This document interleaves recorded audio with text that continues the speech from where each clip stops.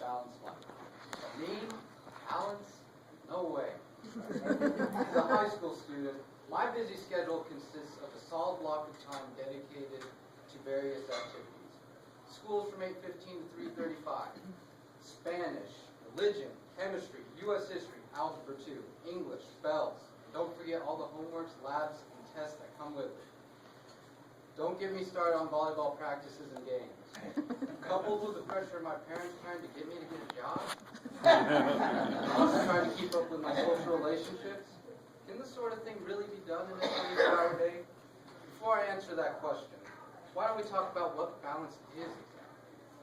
The way I would describe it is having your relationships, work life, and physical and spiritual life all in harmony. You will know you have achieved this when you have inner peace. Obviously, you have to work 8 hours a day in order to sustain your life. But are the other things easy to accommodate? How can you incorporate your relationships and time for yourself to keep up with your spiritual life and exercise? Since we already lose about 16 hours a day to sleep and work, how can we fit in time for ourselves? Also, why? Why should we keep good balance? I've already pointed out that a balanced life is one of peace and happiness, while on the other hand, an imbalanced life is one of stress and ineffectiveness. My reason for seeking balance is so that I can make a positive difference in the lives of others.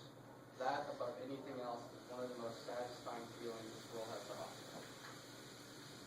Although it may be overwhelming to even think about trying to lead a life like this, there is a way. My first tip to you is that you prioritize what's important.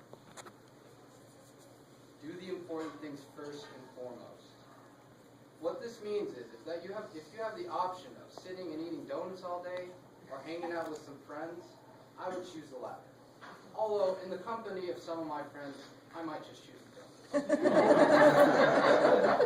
Even though the donuts might be more gratifying instantly, you need to cherish the strength and the bonds you have with the people you care about, because those connections, they may be instantly gratifying, they may not, will always have more gratification in the long run. If you have a project to work on at work or go to a party, put the work first. That doesn't mean you can't make breaks for yourself and do something fun like catch up on a good book or spend some time just relaxing with your own peaceful thoughts. As long as you follow the cycle of prioritizing what's important, accomplishing what you set out for yourself, and moving on to the next task, you will succeed. My second piece of advice for you is to learn to say no. I'm not saying turn down every opportunity to have fun and become a complete robot, but you must learn you can't make everyone happy and you can't be everything. This is the biggest thing I had to overcome. During my freshman year of high school, I'm now a junior, I had some very pushy friends, but they were friends nonetheless. I would get so caught up in making them happy that when I did say no to them, it would almost be an insult. I had forgotten how to say no, and it was a painful lesson to relearn. And as a result, I lost many friends. But I do believe I'm a more complete person because I learned when to say no. The point is, you can't make everyone happy, and it's not your responsibility to do so. Do what you can with everything you can, and if people are your real friends, they'll be able to recognize this. My third and last tip to you is that you should always allow yourself some sort of reward. It's not easy to balance everything, so go out and eat a chocolate chip cookie. Sit down and enjoy some tea. Do we actually have any Lakers fans here? Right, I'll cheer loud enough for all of you.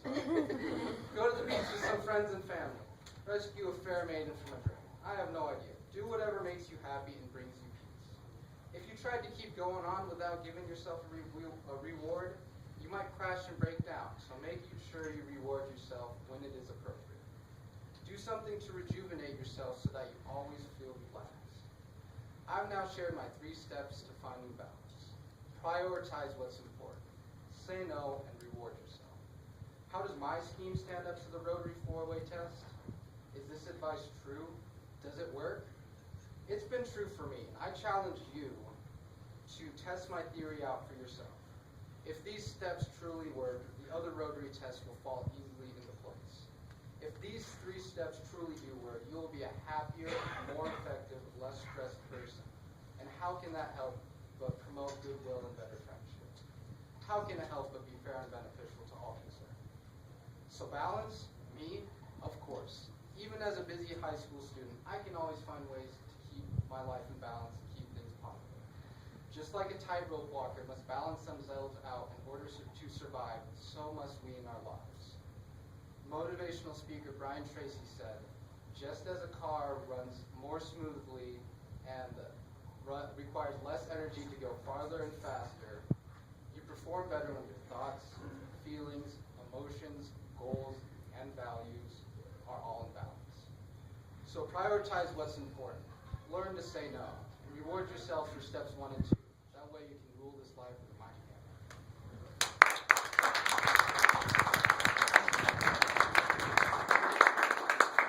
That session was pretty quick last night, wasn't it? Too shabby.